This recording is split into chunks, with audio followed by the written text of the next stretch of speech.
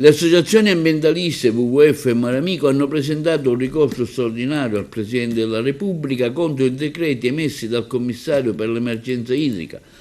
L'iniziativa parte dal Comitato Mare Nostrum, che da mesi sta combattendo una battaglia contro il dissalatore realizzato sulla spiaggia di Porto Empedocle, con alle spalle il centro storico, ignorando del tutto la zona industriale ex Asi, dove già esistono dei dissalatori non più utilizzati e completi delle infrastrutture utili per essere riattivati con operazioni di revamping. Un vero e proprio cavallo di Troia, ripete il presidente del comitato Maurizio Saia. Durante i consigli comunali aperti ci avevano assicurato che sarebbe stata un'installazione temporanea e che il dissalatore fisso definitivo sarebbe stato realizzato nella zona industriale ex Asi. Invece, con il decreto del 17 dicembre 2025 hanno stabilito che il dissalatore mobile diverrà un impianto fisso e definitivo, prendendosi gioco di un'intera comunità.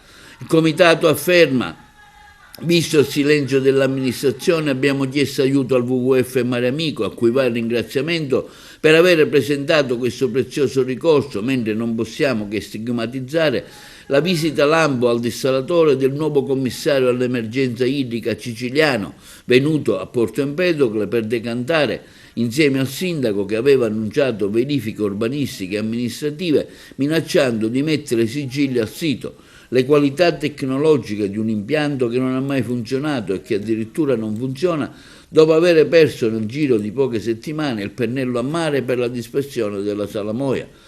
Abbiamo chiesto più volte la quantità di acqua prodotta e messa nella rete del dissalatore e non abbiamo mai ricevuto risposta. La stessa AICA non ha contezza di quanta acqua dissalata abbia ricevuto. Nel frattempo i costi hanno raggiunto e superato i 30 milioni di euro e gli invasi ormai pieni, quindi ci chiediamo a cosa è servito impiantare questo dissalatore sulla spiaggia. Dicevano che si sarebbe risparmiato sui tempi di realizzazione, mentre i fatti dimostrano ben altro. I costi di appalto sono cresciuti a dismisura.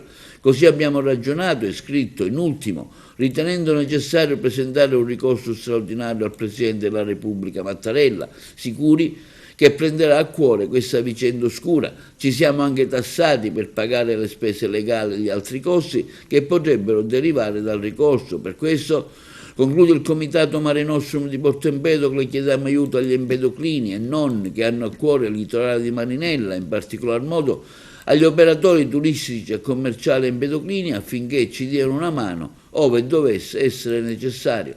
Noi del comitato non lo siamo stati e non lo saremo e speriamo che altri si uniscano a questa protesta civile.